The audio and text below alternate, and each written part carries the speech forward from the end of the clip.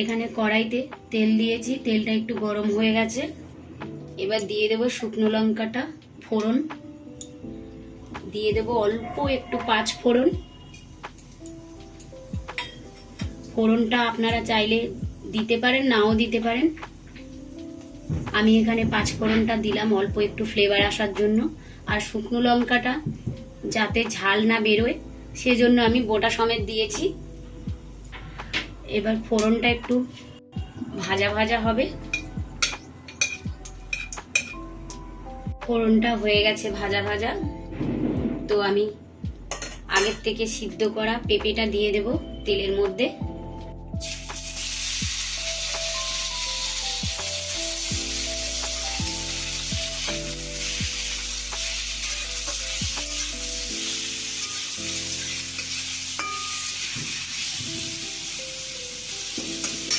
সামান্য হলুদ দেব, খুব একটা বেশি দেব না, সামান্য একটু হলুদ দেব কালারের জন্য, বেশি দেব না।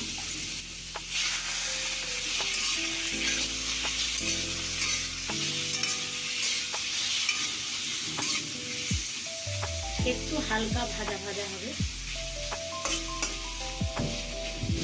বেশি ভাজা হবে না, ততক্ষণ অপেক্ষা করব। দিয়ে দেব অল্প একটু লবণ, দিয়ে দেব চিনি। চিনিটা এখানে আমি আগের দিয়ে একটু জল দিয়ে ভিজিয়ে রেখেছিলাম, তাড়াতাড়ি গলে যাবে। দিয়ে দিলাম চিনি,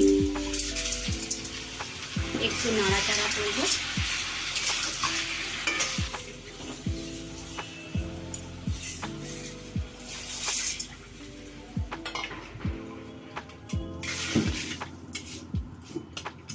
চিনিটা যতক্ষণ না গলে ততক্ষণ অপেক্ষা করব।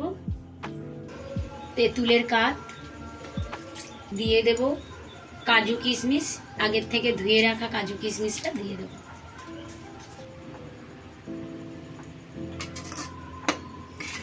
এবার একটু ফোটাবো,